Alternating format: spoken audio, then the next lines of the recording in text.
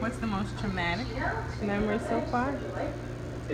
Most traumatic memory so far. Uh, Probably when I say we were two. When we were pushing, when my wife was pushing, and it seemed like the baby wasn't gonna come out. Like we was gonna keep pushing. I'm like, yo, this eventually has to end one way or another. Like I don't know, And then when the baby was halfway, when he was coming out, he was halfway there, and they were telling her to push, and she was pushing, but I wasn't looking that way. I got some good advice that told me nope, not to look under there.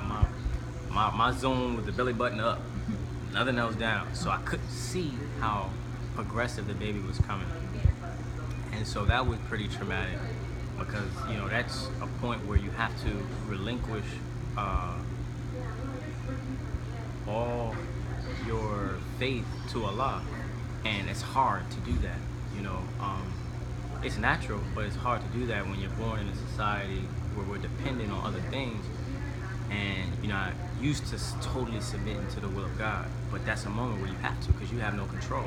It's only Him, your wife, who are in that zone making it happen. So that was pretty traumatic, and by Allah's grace, I was able to put my faith in Him, and He brought us to the finish line. So that was a pretty tough reality to come to grips with. The second time, probably equally as traumatic, was when it was just one day really where the milk wasn't coming out, and the baby wasn't being fed, and so we really didn't know what to do. Science tells you if there's milk in the breast, milk's supposed to come out, feed the baby.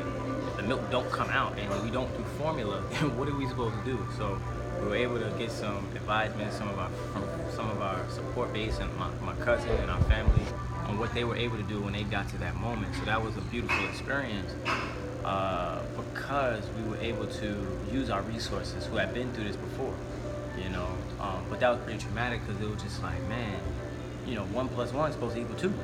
But 1 plus 1, there could be some negatives in there that could change the outcome. And that was a pretty traumatic experience because I was at Starbucks and I didn't have a solution. I'm not a woman, I don't know what to do. But as a man, I was able to think my way through it, reach out to resources, and get a direction on what we were going to do. And from what I was saying before the other videos, that's our job as men. We don't necessarily need to know the answer. We just she needs to know that we're willing and going to fight to find the answer. And it may not be the best answer, but it's an answer that can get us to the next level of what we gotta do going forward. So that was pretty, I would say thus far, most traumatic thus far, which seems very minuscule and little to some who may see this and watch this. It may be something I'm forgetting that we've gotten past, but I pray Allah stays there. I don't need no more trauma.